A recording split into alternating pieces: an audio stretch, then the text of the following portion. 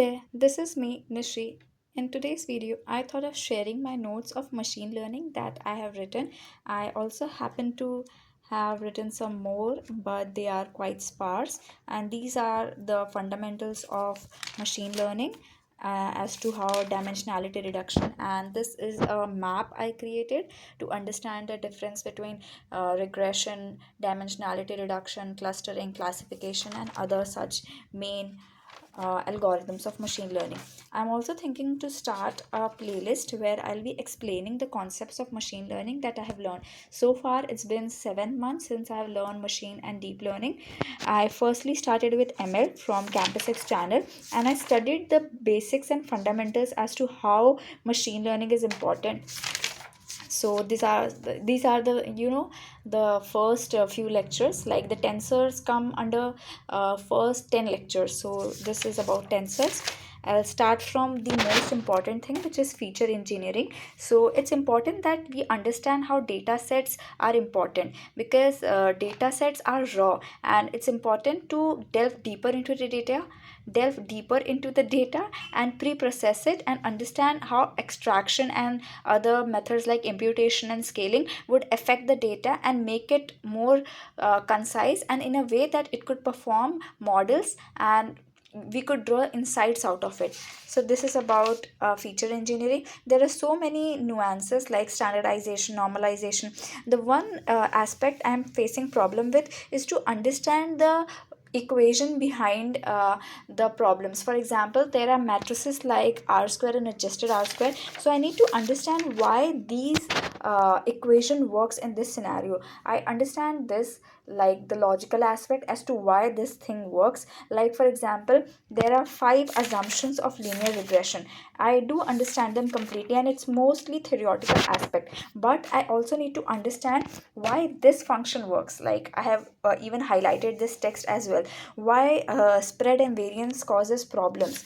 Like why we have to tackle the problem when we face the curse of dimensionality, and how PCA handles it. I still need to understand PCA in depth. And again, this is a word like a mind map that I have created. You could see under linear regression there is simple, multiple, polynomial, and again regularization as well. Under regularization there are L1, L2, and elastic net. L1 is lasso, and L2, I don't know which one is L1 and L2. There is lasso, ridge, and elastic net. Elastic net combines both the properties of lasso and ridge regression. And this is something my friend had asked in a mock interview, and I didn't knew that, and that's how I understand that, hey, I have studied this, but I have to study them in a way that I could answer in interview. So this is something what I was talking about, core regression matrices. So MSE is mean squared error, MAE is mean absolute error, RMSE is root mean squared error, R square is coefficient of determination, and adjusted R square, which is the new variation and the problem it solves with, R2 square. It's not R square, it's R2 square.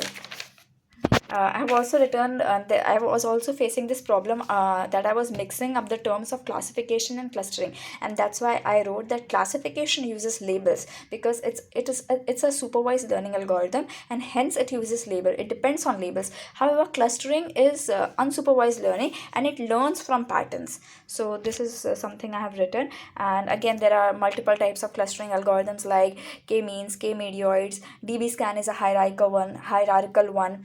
And when the data is noisy, we happen to use DB-scan and HDB-scan. DB-scan stands for density based spatial clustering algorithm. Agglomerative, I don't know if it stands for agglomerative. And HDB-scan, it's HDB, I think it should be hierarchical density based spatial agglomerative algorithm. These are the things that make me like loss function is very important when it comes to machine learning. And this is gradient descent. I feel it's been some time since I've learned gradient descent. I need to go back and understand gradient descent. Again, there are 3 types under gradient descent, which is batch, stochastic, and mini batch gradient descent. So batch does all work, it creates a good number of batch. Stochastic, on the other hand, is simpler and is much more maintainable. Mini Semi batch is again somewhat a combination of both. It creates a smaller batch as compared to batch gradient descent. Again, these are some alpha scope, and I don't know what this is called at this point, I forgot. So yeah, I need to study this polynomial regression. We happen to use polynomial regression when the degree of polynomial is equals to, okay, too high. Okay, I need to learn this as well. So let's just read the definition. Polynomial regression helps software engineers model performance curves, execution and time, reduces memory usage, network latency when they don't grow in straight line fashion. Okay, so this is used when the data isn't in linear fashion. So this is when polynomial regression is used. Bias variance is an amazing concept and is a core a very special area of interviewers to ask, like, how does bias affects variance, how does variance affects bias, and what is the trade-off, and what is the sweet spot that we should opt for. Regression, again, this is L2, so lasso should be L1. I have written L1. Elastic nets is a combination of both. Logistic regression, despite it gives an answer in a binary format, which is yes or no, it is still called as regression, because under the hood it uses the properties of regression, and it generates the output in the form of using sigmoid function, and hence the term regression stays. Derivative of sigmoid. I need to learn more about the maths.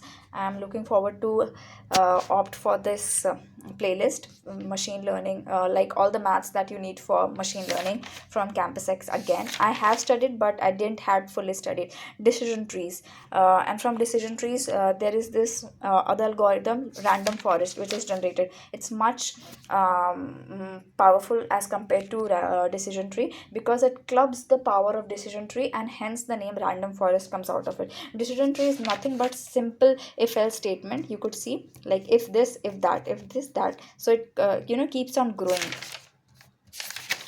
Ensemble learning, ensemble learning is something, again, I have studied, but it's been some time. So there are like bagging and boosting comes under ensemble learning. Voting, again, it also comes under, okay, I need to study this. Okay, voting comes under ensemble. Bagging is random forest. Boosting is ADA boosting, gradient, and XG boost. I happen to see that XG boost happens to perform really well on tabular data, and stacking is again under ensemble. So I will study, and probably I will update more about my learnings as I move forward with.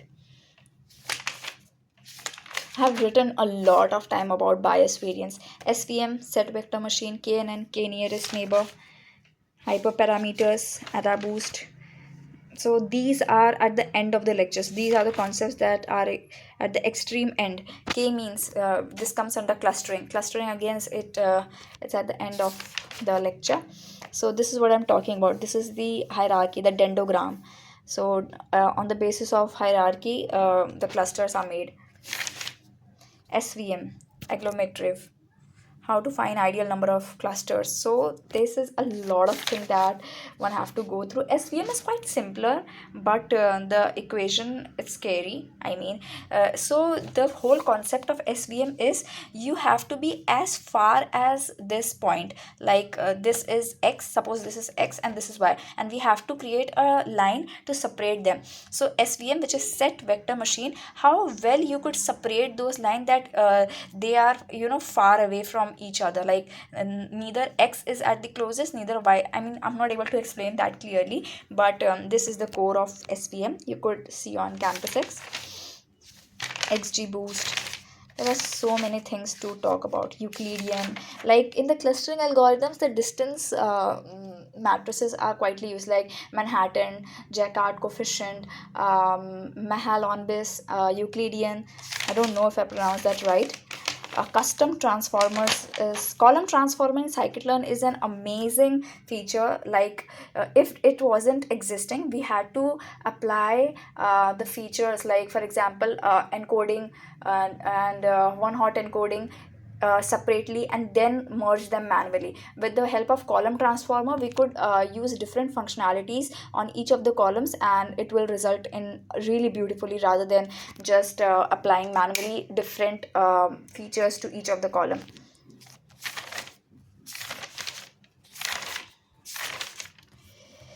There is a lot to talk about, and probably this way I'll be able to fill the gaps, because if I have to explain, I need to be very sure about what I am saying. And this is just a glimpse of what ROC curve. Oh my god, I need to study this.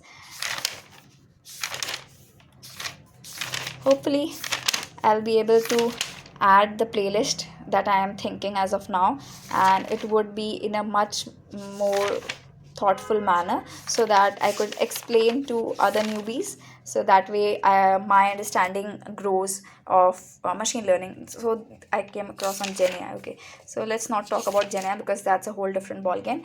I hope this video made some sense. I'll see you in the next one.